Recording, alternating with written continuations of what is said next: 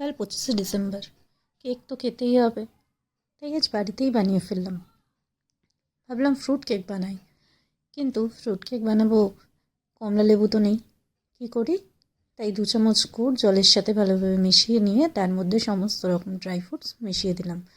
এই টুটি ফুটি, কিশমিশ, কাজু বাদাম আর তার সাথে কিছুটা অ্যালমন্ড কুচো করে কেটে দিয়ে দিলাম। এবার একটা মিক্সিং বলে বেশ অনেকটা রিফাইন্ড অয়েল নিয়েছি, তার সাথে নিয়েছি 1 টুকরো বাটার। বাটারটাকে গলানোর জন্য আমি একটু ওভেনে দিয়ে গরম করে নিলাম। ভেবেছিলাম পুরো কেকটাই গুড় দিয়ে বানাবো, বাট দেখলাম বাড়িতে কিছুটা গুঁড়ো চিনি রয়েছে, তাই একটা ছাঁকনির মধ্যে কিছুটা গুঁড়ো চিনি নিয়ে নিয়েছি। এরপর নিয়ে নিয়েছি তার সাথে গুড় আর চিনিটা ছাঁকা হয়ে গেলে এরপর নিয়ে নিয়েছি 1 কাপ মতো ময়দা আর 2টো এলাচ দানা, আর তার সাথে কিছুটা দারচিনি নিয়ে গুঁড়ো করে নিয়ে সেটা দিয়ে দিয়েছি। এরপর ময়দা আর মশলাটা ছাঁকা হয়ে গেলে কেক ব্যাটার তৈরি করার জন্য উষ্ণ গরম দুধ নিয়ে এর সাথে মিশিয়ে এরপর আমি একটা হ্যান্ড বিটারের সাহায্যে ভালোভাবে ময়দাটাকে মেখে নিচ্ছি।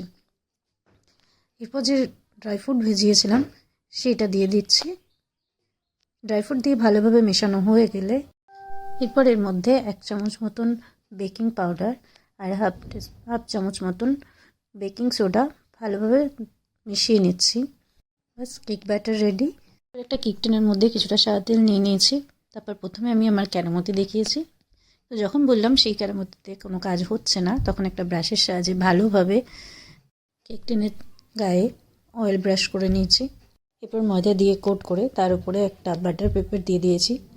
সরি, আমি এই ভিডিও ক্লিপটা নিতে ভুলে গেছিলাম। আর তোমরা তো জানোই আমি কেক টিনের মধ্যে আমি ব্যাটারটা সুন্দর করে ঢেলে দিচ্ছি। আমি পানিরটিতে মাইক্রোওয়েভ দিয়ে প্রিহিট করতে বসিয়ে দিয়েছি। এরপর আমি কেক টিনটাকে ধরে 2-3 বার নিচে থাবড়া দিয়েছি যাতে কোনো ফাঁকা জায়গা না থেকে থাকে। এরপর আমি 7 মিনিট মতন একটা বেকিং করেছি।